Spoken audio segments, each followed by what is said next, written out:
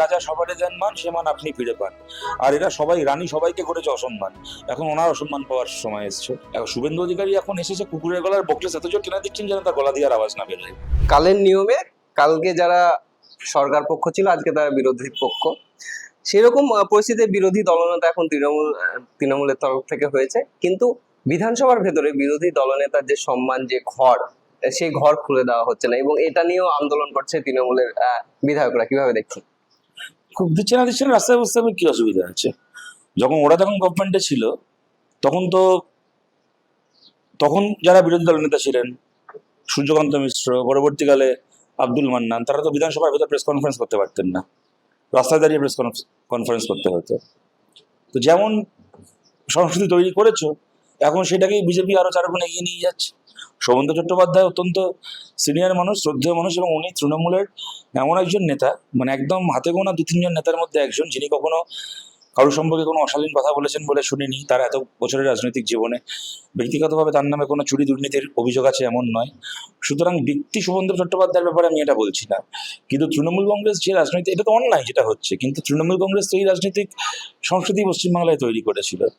ওরা বিরোধী দলকে যে সম্মান দিয়েছিল, এখন নিজেরা ওই রবীন্দ্রনাথ গানে লিখেছেন, রাজা সবারে দেন মান, সে মান আপনি ফিরে পান। আর এরা সবাই, রানী সবাইকে করেছে অসম্মান, এখন ওনার অসম্মান পাওয়ার সময় এসছে। এটাই হওয়ার ছিল। ওদিকে ঋতব্রত বন্দ্যোপাধ্যায় তিনি কিন্তু শুভেন্দু অধিকারীর সঙ্গে দেখা করছেন, শুভেচ্ছা বার্তা করেছেন, এবং আরো কথাবার্তা হয়েছে। কি মনে হচ্ছে, ঘুরে যাওয়ার কোনো ইঙ্গিত পাচ্ছেন? দেখুন, ওই বেচারার নামে তো একটা রেপের কেস আছে, ধর্ষণের কেস আছে, সিআইডি তদন্ত করছে। তো এখন রাজ্য সরকারের যেই থাক, তাকে হাতে না রাখলে তো বেচারা রেপ কেসে ভেতরে ঢুকে যাবে না। সুতরাং তোমাদের তো এটা বুঝতে হবে সে করবেটা কি। হ্যাঁ, এরকম একটা আলু ভাতের চেহারা নিয়ে এখন জেলে বেচারার পক্ষে থাকা সম্ভব? তাই না? এবং যে কারণে দেখো, তোমাদের মনে থাকবে সেই সময়টা যখন সিপিআইএম থেকে এই ধরনের বিভিন্ন উল্টোপাল্টা কাজ করে এক্সপেল্ড হচ্ছিল, সেই সময় এবিপি আনন্দে সুমনদেকে একটা ইন্টারভিউ দিয়েছিল। সেখানে এমন সমস্ত কথা বলেছিল যেগুলো কিনা একদম বিজেপি আর এস এর লাইনে, যে মোহাম্মদ সেলিম মুসলমান, সে কেন পলিট ব্যুরো মেম্বার হবে, কেরালায় কেন আরএসএস এর সঙ্গে সিপিআইএম এর লোকেরা হাতাহাতি করছে, আরএসএস কেন ওখানে কেরালায় আক্রান্ত হচ্ছে সিপিআইএম এর রেড ভলান্টিয়ারদের হাতে, একেবারে বিজেপির লাইনে কথা বলে গেছিল। তখন সেই ইন্টারভিউ থেকে অনেকেই ভেবেছিল যে তখন বিজেপিতে জয়েন করবে, কিন্তু তার, এবং আমাদের কাছে দেখো তো প্রমাণ করার কোনো উপায় নেই, কিন্তু তো সেই সময় এরকম খবর তো মিডিয়াতেই আমরা দেখেছিলাম কানাঘুষো, যে নাকি কলকাতার একটা ধর্মতলা মোড়ের একটা বড় 5 স্টার হোটেলে নাকি সেই সময় কৈলাস বিজয়বর্গী পশ্চিমবাংলার বিজেপি দায়িত্বপ্রাপ্ত নেতা ছিল, তার সঙ্গে নাকি বৈঠক হয়েছিল, সব হয়েছিল। মুকুল রায় আর এই মহাপুরুষ একসঙ্গে তখন নিজের নিজের দল থেকে বেরোচ্ছে। তারপরে দেখা গেল মুকুল রায়ের নামে সিবিআই কেস চলছে, সে গেল বিজেপিতে, আর এর নামে রাজ্যে সিআইডি তদন্ত করছে, রেপের কেস চলছে, এ গেল তৃণমূলে। মমতা ব্যানার্জির সিআইডি এর বাড়ি থেকে গ্রেপ্তার করতে গেছিল, সেই দলে ও বালুরঘাটে সেই মিছিলের ছবি আমরা এখনো সোশ্যাল মিডিয়ায় ঘুরে দেখবে, যেখানে তৃণমূল মিছিল করছে যে বাংলার রাম রহিম ধর্ষক সাংসদ ঋতব্রত ব্যানার্জির গ্রেপ্তারি চাই। তো তারপরে সে এখন রেপের কেসে কে বাঁচার জন্য সে চলে গেল তৃণমূলে, কিন্তু এখন রাজ্য সরকার পাল্টেছে, ওই সিআইডি এখন তৃণমূল থেকে শুভেন্দু অধিকারীর হাতে, বিজেপির হাতে চলে গেছে। সুতরাং এখন যদি জেলের বাইরে থাকতে হয় তাহলে তো সেটিং করতে হবে। ওয়াশিং মেশিনে ঢোকার চেষ্টা? তো বটে, মানে হতে পারে, আমি জানি না, আমার একটু আন্দাজ। তো ওরাই বলতে পারবে এটা কি আসলে। ওদিকে সরকার আসার পর থেকে একাধিক নতুন নতুন তারা সিদ্ধান্ত গ্রহণ করছে। তার মধ্যে যে ডিএ নিয়ে বিস্তর যে আন্দোলন, সেই ডিএ নিয়ে তারা কোনো ক্যাবিনেটের মিটিং এর পর কোনো কথা বলেনি। অপরদিকে সরকারি কর্মচারী যাদেরকে বেঁধে দেওয়া হচ্ছে, তোমরা বাইরে গিয়ে সরকারের অনুমতি ছাড়া মিডিয়া বার্তা বা তোমরা বাইরে কোনো কথা বলতে পারবে না। কিভাবে দেখছো? দেখো, সরকারি কর্মচারীদেরকে নিয়ে যে সিদ্ধান্ত নিয়েছিল, সরকারি কর্মচারীদের মধ্যে থেকেই একটা প্রতিরোধে সেই সিদ্ধান্তকে আংশিকভাবে ওদেরকে পিছু হটতে হয়েছে। কেননা পশ্চিমবাংলায় সরকারি কর্মচারীদের লড়াইয়ের ইতিহাস অনেক পুরনো। এখানে কোঅর্ডিনেশন কমিটির আন্দোলন, 12 জুলাই কমিটির আন্দোলন, তার বহু গৌরবোজ্জ্বল ইতিহাস রয়েছে। এবং পশ্চিমবাংলার সরকারি কর্মচারীরা সেই রাজ্যের সরকারি কর্মচারী, যে রাজ্যের মুখ্যমন্ত্রী জ্যোতি বসু একটা সময় বলতেন যে, সরকারি কর্মচারীদের সভায় গিয়ে বলতেন যে সরকারকে সমালোচনা করার, বন ধর্মঘট করার অধিকারকে কখনো কারোর হাতে তুলে দেবেন না, এমনকি আমাদের হাতেও তুলে দেবেন না। যদি কখনো দেখেন যে বামফ্রন্ট সরকার কখনো কোনো অন্যায় করছে, তাহলে তার বিরুদ্ধেও লড়াই করবেন, বন ধর্মঘট করবেন, আপনার আন্দোলন করার অধিকারকে কখনো কারোর কাছে বন্ধক রাখবেন না, আমাদের কাছেও বন্ধক রাখবেন না। এটা বামফ্রন্ট সরকারের সময় এটা অত্যন্ত চেনা দৃশ্য ছিল, যে মনে করো রাইটার্স বিল্ডিং এ সরকারি কর্মচারীরা রাইটার্স বিল্ডিং এর মধ্যে মিছিল করছে জ্যোতি বসুর পদত্যাগ চাই, বুদ্ধদেব ভট্টাচার্যের পদত্যাগ চাই। তারপর সেই মিছিল করা শেষ করে আবার যে যার টেবিলে ফিরে এসে কাজ করছে, তার জন্য কোনোদিন কারোর সার্ভিস ব্রেকও হয়নি, কোনোদিন কারোর বদলিও হয়নি, কিচ্ছু হয়নি। তারপরে মমতা বন্দ্যোপাধ্যায় এসে প্রথমে এটা বললেন যে সরকারি কর্মচারীরা হচ্ছে ঘেউ ঘেউ করা কুকুর, বলেন ঘেউ ঘেউ করবে না। আর শুভেন্দু অধিকারী এখন ঘেউ, মানে সে মমতা ব্যানার্জি মুখে দিচ্ছেন না। মানে মুখে ঘেউ ঘেউ করতে মুখে বারণ করেছিল, এখন শুভেন্দু অধিকারী এখন এসেছে কুকুরের গলার বকলেস এত জোর টেনে দিচ্ছেন যেন তার গলা দিয়ে আর আওয়াজ না বেরোয়। এখন সরকারি কর্মচারীরা এবার সিদ্ধান্ত নেবেন যে তারা এবার সত্যি সত্যি চুপ করে থাকবেন, নাকি তারা মানুষের মতো গর্জন করে উঠবেন, বাঘের মতো গর্জন করে উঠবেন। এবার দেখো, পশ্চিমবাংলায় গত 10-15 বছরে যদি আমরা দেখি, এই ভাস্কর ঘোষরা যখন ডি আন্দোলন করেছে, তো সেই মঞ্চে আমি গেছি, আরো অনেক বিরোধী নেতারা গেছেন, শুভেন্দু অধিকারী নিজে তো সেখানে বারবার করে গেছেন। আজকে টেলিভিশন চ্যানেলে বিশ্বনাথ চক্রবর্তী থেকে শুরু করে এই বিভিন্ন এই দেবাশিস সরকার থেকে শুরু করে আরো অনেক অধ্যাপককে, শিক্ষককে তো আমরা দেখেছি, মনে করো ঝন্টু বড়াই থেকে শুরু করে এরকম অনেককে তো আমরা দেখেছি যে তৃণমূল সরকারের সমালোচনা করতে। বামফ্রন্ট সরকারের সময় তো বিশ্বনাথ চক্রবর্তী থেকে দেখেছি বামফ্রন্ট সরকারের সমালোচনা করতে। বামফ্রন্ট সরকারের সময় বিজন সরকার, দেবনারায়ণ সরকার, সুমন বন্দ্যোপাধ্যায় এরা তো আমাদের কত সমালোচনা করেছে। সুতরাং এই প্র্যাকটিসটা তো পশ্চিমবাংলায় ছিল, তখন তো তারা হিরো ছিল। আমি দেখলাম যে ঝন্টু বড়াই বলে একজন অধ্যাপক, আমার সাথে অত্যন্ত ভালো সম্পর্ক, খুব শিক্ষিত লোক, অত্যন্ত ভদ্রলোক, তিনি তৃণমূল সরকারের আমলে অনেক সমালোচনা করেছেন এবং একটাও বাজে কথা বলেননি। আমি বলতে পারি যে প্রতিটা কথা যুক্তিসঙ্গতভাবে বলেছেন। তাকে বোধহয় বিজেপির শপথ গ্রহণ অনুষ্ঠানে ইনভাইট করা হয়েছিল, সে ব্রিগেডে বিজেপি শপথ গ্রহণ অনুষ্ঠানে গেছিল। তাকে সে নিজেই তারপর সোশ্যাল মিডিয়ায় ছবি পোস্ট করেছিল খুব গদগদ হয়ে, আনন্দ পাওয়ার মতোই ব্যাপার, যে শুভেন্দু অধিকারী নাকি মঞ্চে ওঠার সময় তাকে দেখে এগিয়ে এসে জড়িয়ে ধরেছে, যে আপনি খুব ভালো লড়াই করেছেন একদিন সরকারের বিরুদ্ধে, অভিনন্দন। হ্যাঁ, তো স্বাভাবিক, সাধারণ মানুষ তাকে যদি একটা মুখ্যমন্ত্রী এসে অ্যাকনলেজ করে তার তো ভালো লাগবেই। সেটা ছবিটা পোস্ট করেছিলেন সে সেই ঘটনাটাকে লিখে। তারপরে এই ঝন্টু বড়াইকরা পশ্চিমবঙ্গ সরকারের অন্যায়ের বিরুদ্ধে লড়াই করেছিল বলে শুভেন্দু অধিকারীর এত ভালো লেগেছিল যে সে বলে দিল যে আর কোনোদিন লড়াই করতে পারবেন না। কেমন? কিন্তু সেটা ইম্পর্টেন্ট নয়, ইম্পর্টেন্ট হচ্ছে দেখো এরা স্বৈরাচারী হতে পারে, কিন্তু বাংলার মাটিতে স্বৈরাচার খাটানো যে খুব একটা সহজ হবে না তা কিন্তু একবেলায় বুঝে গেছে। সকালবেলা সার্কুলার ইস্যু করেছে, সন্ধ্যাবেলা ফেরত দিতে হয়েছে, না বোধহয় পরের দিন সন্ধ্যাবেলা ফেরত দিতে হয়েছে। এমন বিক্ষোভ সরকারি কর্মচারীদের মধ্যে ছড়িয়ে পড়েছে। এবং দেখো, তোমরা যদি পশ্চিমবাংলার বিভিন্ন এবার বিধানসভা ভোটের মানে বিভিন্ন কেন্দ্রের পোস্টাল ব্যালটের ফলাফল দেখো, তাহলে দেখবে বিজেপি ওভারওয়েলমিং লিড পেয়েছে। কেমন? সরকারি কর্মচারীরা ওভারওয়েলমিং মেজরিটিতে সমর্থন করেছে। এবার সেই সরকারি কর্মচারীদেরকে বিজেপি কথা বলতে বারণ করছে, সরকারের সমালোচনা করতে বারণ করছে, মানে কি?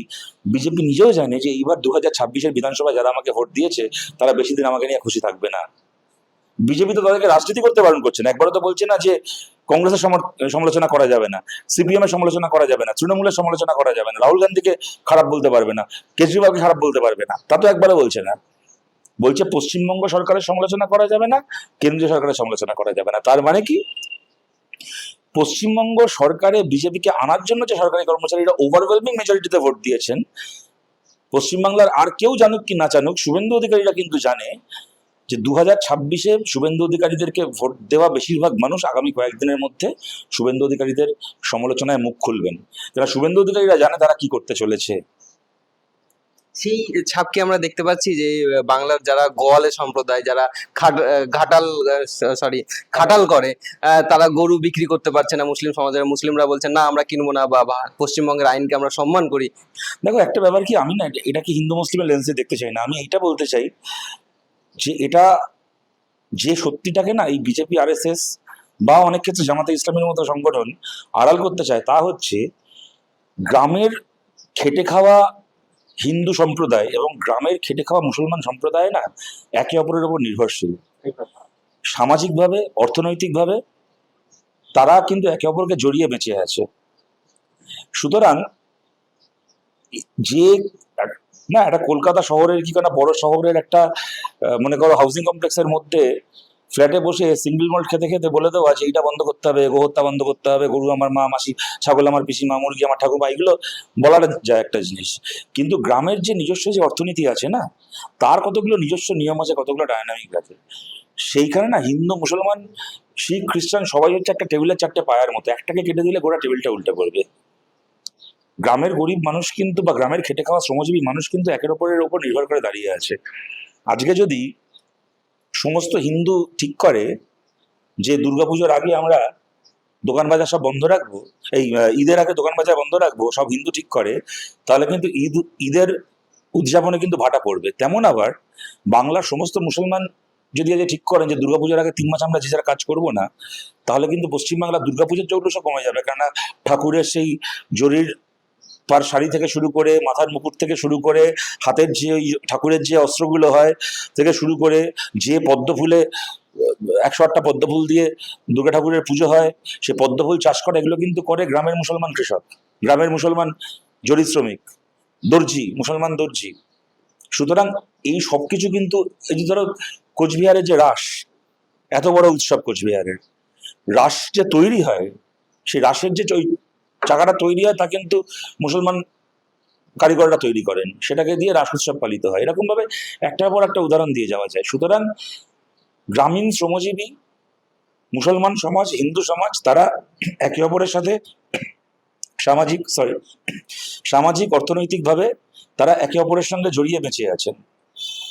কোনো রকমের ডিসরাপশন কিন্তু খালি সামাজিক নয়, অর্থনৈতিক এই যে স্থিতাবস্থা, এইটাকেও কিন্তু আঘাত দেবে, আঘাত দিচ্ছে, আঘাত দিল এক্ষেত্রে এসে।